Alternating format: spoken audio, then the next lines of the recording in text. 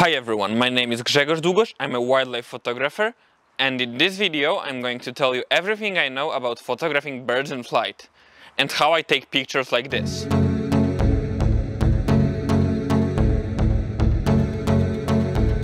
We're going to cover settings, gear, field skills and techniques, some tricks, as well as composition and artistic stuff about birds in flight. So strap in and let's begin. Let's start with discussing the settings you need to get the perfect birds in flight image.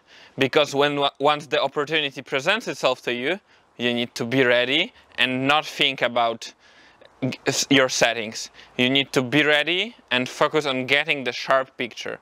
So, what settings do you need? Well, the most important one is shutter speed. And this is a complicated topic, because for bigger birds, like white-tailed eagle, 1/1000 of a second will be perfect.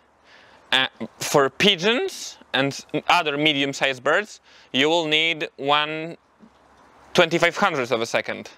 And for really small birds, you need to either go 1/8000 of a second or 1/4000 of a second minimum to freeze the action. So, of course, you don't need to have as fast of a shutter speed, because you might want some motion blur in the wings. But for me, if I'm going for a strict bird in flight shot, I want the wings to be completely frozen, and that's why I go usually for the higher end of shutter speed, which is 1/8000, 1/4000. But what about my ISO? Well, I don't worry about the ISO. I put it on the highest ISO I'm comfortable at the camera that I'm shooting, which is for R5 1600 ISO. For some people it will be higher, for some people it will be lower, of course. But for me, the way I'm comfortable and then the way I'm with my editing skills, I know I will be able to recover the detail. 1600 is a sweet spot for the R5. For other cameras, it will be different. So you need to go and do some test shots against various backgrounds, because depending on the backgrounds, it will change. For example, 1600 is for a green background like behind me. But for a background like a very bright, sunny hill behind the bird, I would go even up to 3200. So go out and take some test shots, especially against the darker backgrounds. Of course, if the light is too harsh, you might think, well, but you will overexpose the pictures. No. I have a safety shift function set in my camera that if my exposure that I put in the camera it goes too bright, then my ISO goes down. So if the exposure in my case hits 1/8000 of a second, and that would mean overexposed picture at ISO 1600, then it automatically goes down. And I of course shoot an aperture priority. I will make another video why I do this, but it doesn't matter which mode are you shooting in, because exposure works the same. It's just the matter which one are you more comfortable with. And I'm the most comfortable in aperture priority, especially for birds in flight. As I said, I set my ISO as high as possible, and then I have safety shift decrease it. Some of you might think that closing down your lens a bit to a fade would improve your keeper rate while photographing birds in flight, because you have more depth of the field. Well, while it might, first of all, it really affects negatively the depth of the field, and your shot looks worse most of the time. And second of all, it decreases your shutter speed, which is the most important one in keeping the birds sharp here. So I shoot mostly wide open. Of course, it's not the only right way, but I find it working for me, and I find it easiest because I don't need to think about my settings anymore. Of course, depending on an exposure, I adjust exposure compensation, but that's obvious. You need to get the proper exposure to work with. That's all about the main settings. Let's now hit more advanced settings, such as autofocus settings. In a mirrorless era, it's way easier. You pre-focus at the area, and when the bird flies into the frame, you activate animal eye autofocus or the face detection on whatever your camera uses, and it grabs it and tracks it over the whole frame. If you're still using a DSLR though, how I used to do it is I either shot them, for example, big birds, I shot on a central focusing point, and smaller birds I shot using all the autofocus points that my camera gave me. I have much more keepers now when I'm using mirrorless than when I use DSLR. So if you want to shoot birds in flight, I would highly recommend upgrading to mirrorless. Of course, you need to have as high frame rate as possible, not because on 5 frames a second, you get this wing position, and maybe this wing position. And at 20, you get this, and this. So you have 4 times more positions at 5 and 20 frames per second than at 4 frames a second. And it's amazing how often it's not enough to have like 10 frames a second to get the perfect angle. Of course, you will get some wing position, but often the best ones is either fully stretched up 45 degrees or fully down. And when I shot, for example, 5D Mark IV, I often missed the perfect wing position just because the camera didn't have enough frames per second. So bump this bad boy as high as you can. Of course, there is the question whether you want to shoot mechanical shutter or electronic. I've shot over 100,000 frames on my R5 and a lot of birds in flight. And only in one picture I found rolling shutter effect, which is this snow bunting picture. If you zoom in to the wings, you can see those stripes going through. This is the matter of a sensor readout speed and the way that electronic shutter reads the image to the memory card. It does it in these rows, and the bird simply moves its wings quicker than anything. So you might think this is a significant issue, but out of 100,000 pictures, it happens only once, and it's a snow bunting, so it's a really small bird which flaps the wings really fast. In my opinion, I shoot electronic, no matter the downsides, which is like 12 beat instead of 14 beat, which is the rolling shutter effect, but I love 2 things. I love that I get 8 more frames per second, and I love that allows me to get more wing positions, and I love the silent shutter, which doesn't spook the animals. The last thing you need to remember is you need to use iServo or AFC or any continuous autofocus mode, because otherwise it will be really difficult for you. Of course, it's possible to shoot birds in flight even in manual focus, and my friend Mateusz does it real well, but how I shoot it, I rely on autofocus. Now let's talk a little bit about gear. So let's start with the camera body you're using.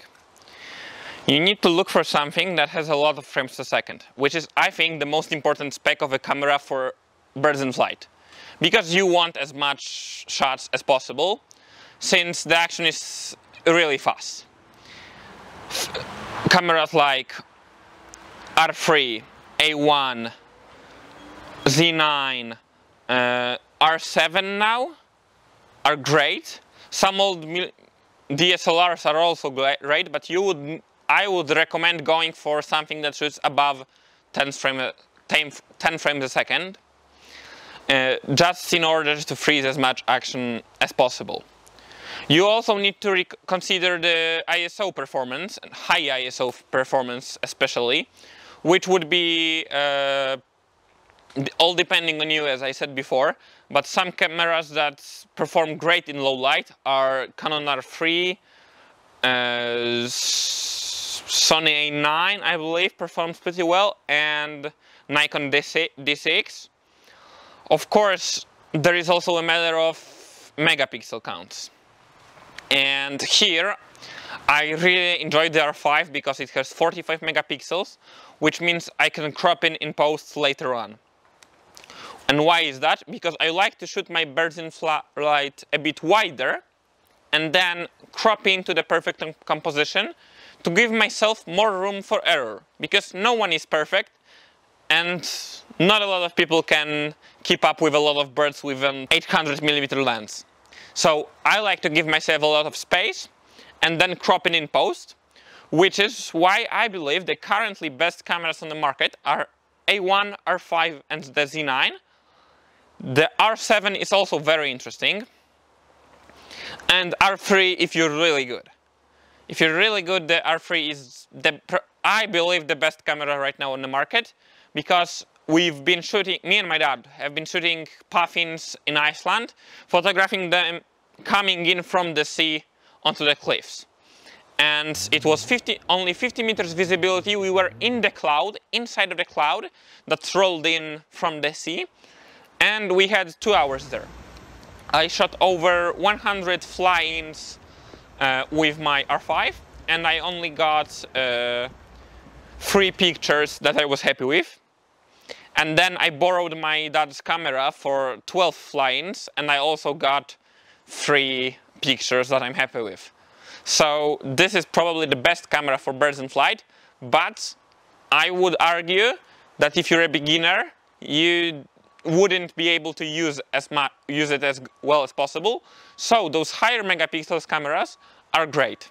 Of course, the autofocus system that I'm constantly talking about is also very important. That's why you would probably want to go mirrorless now. You wouldn't want to buy a DSLR now, especially if you really want to go into birds in flight territory.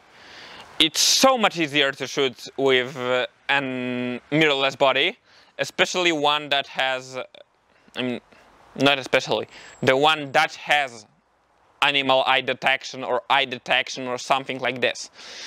So go for the, unfortunately, newer bodies, but the most budget-friendly one that I know of is the Canon R7, which looks great on paper. Now let's talk lenses. There is not only one thing that's important about the lens, but there is a lot of things to take into consideration. But I would argue that the weight is one of the most important ones. You need to take into consideration if you're able to handhold the lens for quite a while, and if it will not bore your arm. Of course, the lighter the better, but there are often compromises coming with the weight.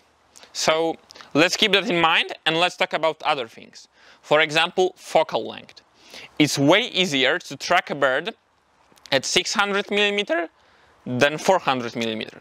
Why? If the bird is this size as my hand in a frame at 400, you need to move the lens faster than if it was this size at the 600mm. That's just how angles works. But for most common focal length for birds in flight, I would suggest to go 400 or 500. Just because you can crop in on those bigger megapixels bodies, you can then crop in.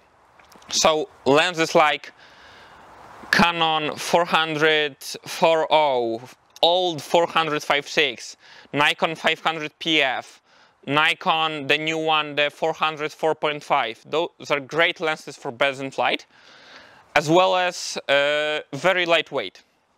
Though the 400 5.6 has one issue, and it's autofocus speed, which is the next thing you need to take into consideration when talking about lenses.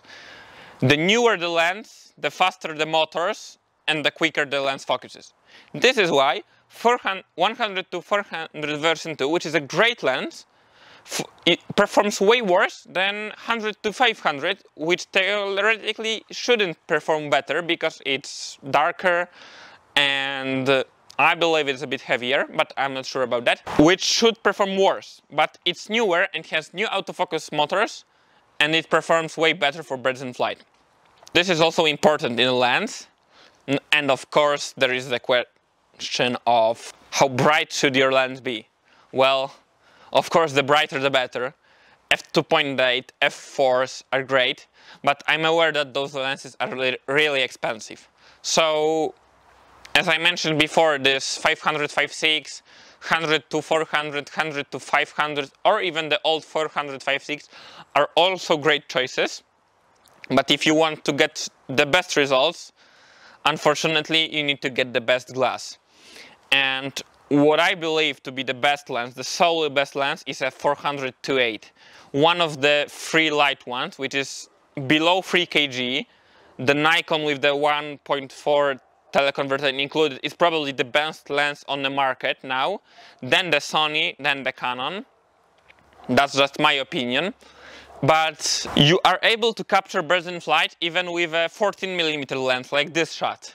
But of course it requires a lot more work. So for typical shots, go for something that you can handhold, because it's, I believe, the easiest way, and as bright as possible. The sharpness, I would argue, doesn't matter as much. The very popular zooms 150 to 600 from Tamron and Sigma have one problem. They are not very fast. And I'm not talking about light here, I'm talking about the autofocus motors. They don't work as well as, for example, the 100 to 500. The last matter about the gear is tripod, monopod, or handheld. As you probably gathered, I'm a biggest fan of handheld shooting because it allows you for the most flexibility.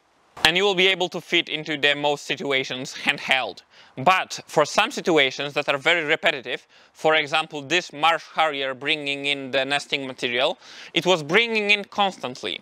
This is why I use a tripod with a gimbal head, and if every situation would allow for it, I would definitely use this because it's the easiest one and it's the most fun to use, because you can move your camera with one finger and take amazing images.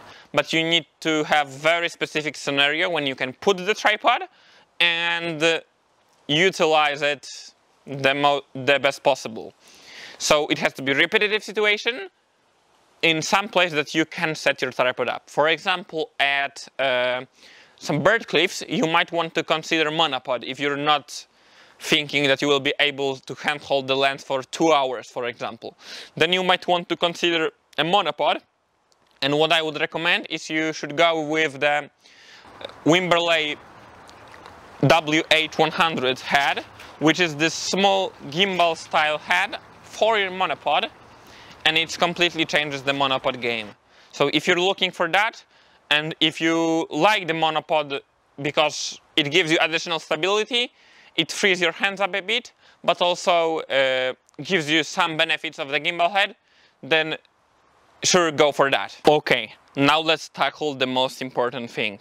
And I think the most fun thing for you watching this video, which is field techniques, skills, and tricks you need to master to get the best bird photos. Most of us are not able to walk around and get perfect birds in flight shots. That's because the action happens too fast.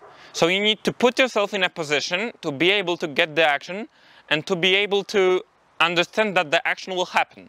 How do you do that? Well, you observe your surroundings. For example, I knew that this harrier's nest was nearby, so I set myself up in a position that I knew I observed the species before, and I knew it would collect material and then fly into the nest. For example, for this grey-lag goose, I knew that they in spring do those flybys before, in early spring to set up the territory. So I set myself up at the edge of a pond and waited for the bird, and I got this shot. So if you want to, I'm sorry, there is a squirrel there, I will try to show you this.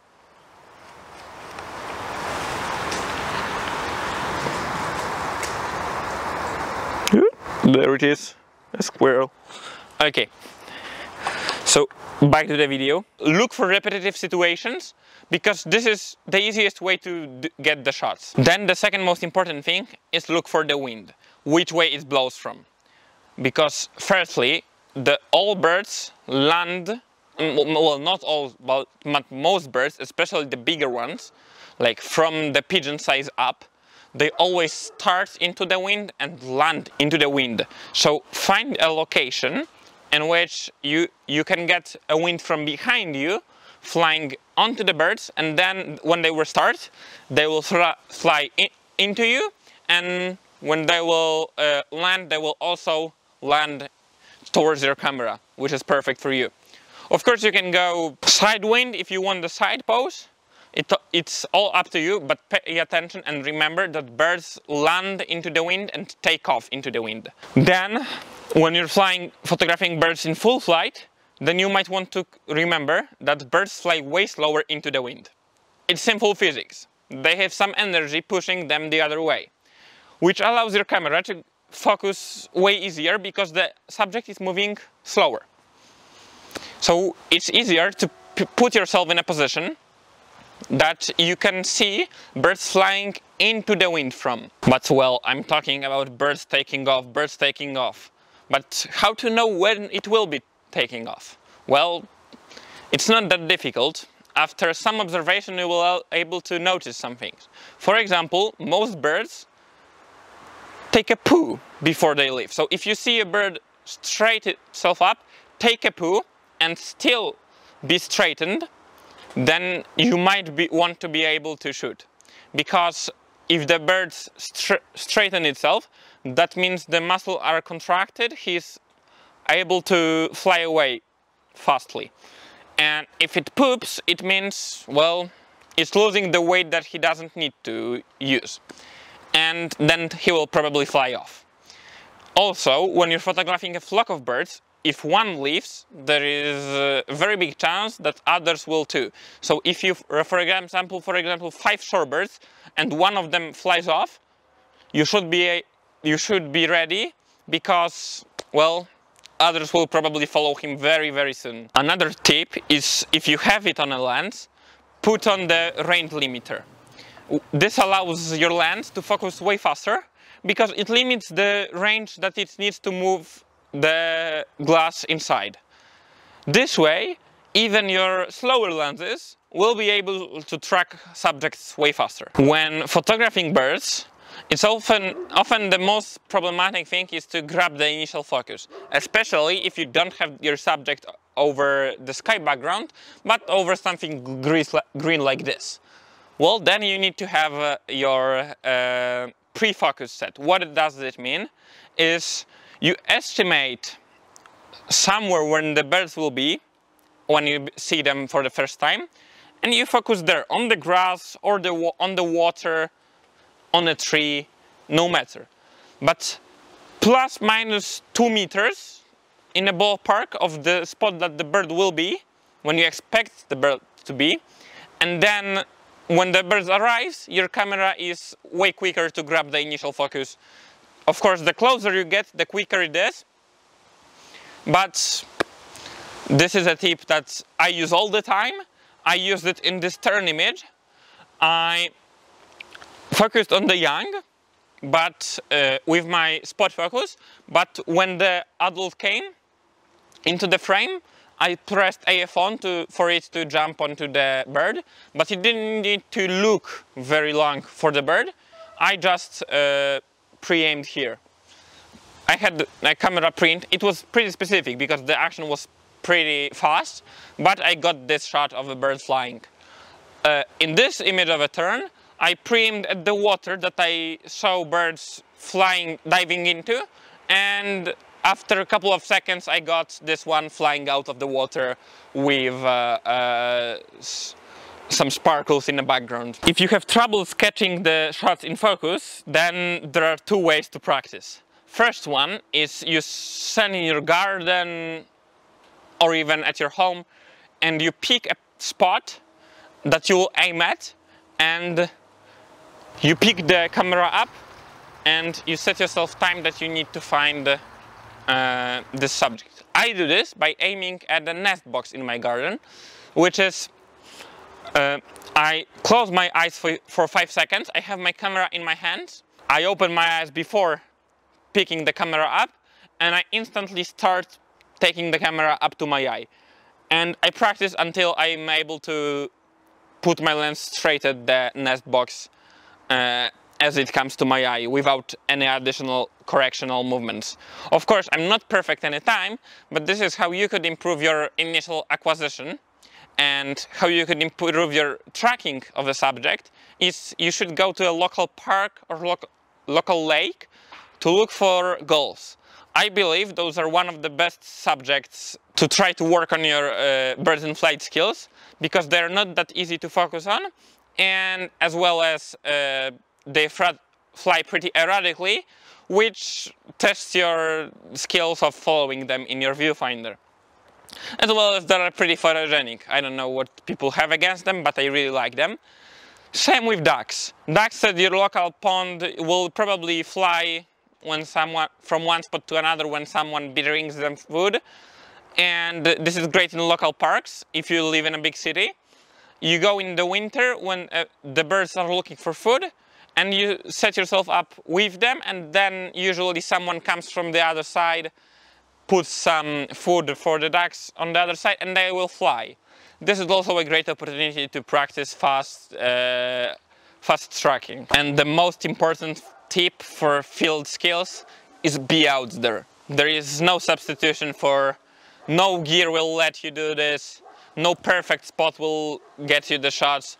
You just need to be out in the field, and the more time you spend, the better the shots your shots will be. Now you know the settings, how to track the birds. Now, how do you compose your shot? So you got the bird in focus, everything is nice. What now? Well, I will show you. Does this look better? Or this look better? The second one, right? Why? Because I have space in front of me. Just because here I look like I'm running into the wall. And here, if I was running, I look like I have something to run into. And I will not hit my head on the edge of a frame. So it's exactly the same with birds. You need to place your bird so that it has some space in front of it. I would probably usually go for two times the space in front of a bird as behind of a bird. As I said, I usually shoot crop in post, so shoot wider, but remember to keep your bird a bit. For example, if the bird is flying this direction, try to keep it on this side of the frame, even when focusing in camera. What's also important to consider here is the wing position. Whatever wing position do you want? If you want a banking shot, a belly shot, a takeoff shot, or a landing shot. I think every bird has its specific type of shot that it looks the best. For example, I believe that a belly shot of a songbird looks better than a top-down shot. For raptors, the banking shot looks the best. For ducks, the landing one... No, for owls, the landing one is the best, and for me, of course. And for ducks, the takeoff is the most amazing shot you can get. Of course, you might not agree with me, but you need to pay attention to the position of the wings. For example, if the bird is flying towards you, you might want to look for the diagonals. So either this wing position, going from one corner to the other, or something like this, maybe something like this white-tailed eagle flying and being nearly perfectly dividing my frame into two on the diagonal. And every landscape photographer would tell you the diagonals are amazing in your composition. So I think that for bird photographers, birds in flight is the closest you can get to getting any diagonal lines in your photography. So look for those and try to implement those. The other thing is you need to seek out interesting backgrounds. There is hundreds of thousands of shots of a bird against a blue sky. Well, we should try to look for something more interesting. So a green background or any other color basically than white or blue is interesting. I know it's more difficult to capture, but it also brings you more to the land of a bird. The only exception is here, I think, raptors. Raptors look great on a sky background, but on a sky background with some clouds, so partly cloudy skies, like this white-tailed eagle. And what I would also say is don't be afraid to shoot on the sky because I say so. You might be able to capture something award-winning that my brain is not big enough to understand. So experiment, because for example, shooting against a setting sun is amazing for silhouettes. Maybe you want to try something like this. Then remember to apply negative exposure compensation. The last thing is you already captured your nice dynamic images with front light, and now you want to go more artistic. How do you do that? Well, you experiment with the light. My favorite one is backlight, because if you set yourself aiming at the sun, of course it only counts for the first half an hour, but still, if you're aiming towards the sun, towards the light, then you are able to get this amazing light coming through the feathers, like in this rough image, and it takes you to the completely different dimension. You can go all abstract like this rough, or you can slightly change the angle and get your normal shot of a bird, for example, coming to feed its young, but get the light coming through its wings. But what if you don't have gear good enough to capture flight shot in a certain situation? Should you give up? No, you shouldn't. There is also a technique called panning, and it's basically taking birds in flight images between 1 second and 1/50th of a second. And this allows you to shoot birds in flight in any scenario. Of course, it's very difficult, and you need to be able to match your panning speed to the speed of the bird, and you need not to move the bird's head while panning on the long exposure. It's not easy, but after many tries you will be able to get some amazing results. Of course, you might go out, shoot 10,000 pictures, and none of them will be sharp. But sometimes, like in this long-tailed duck image, you get what you want. If you have any other tips, please leave them in the comments so others can learn from you. And if you survived this video and you enjoyed it, please leave a like button, it helps it spread to the others. And subscribe if you want some more content from me. Thank you guys for watching, bye!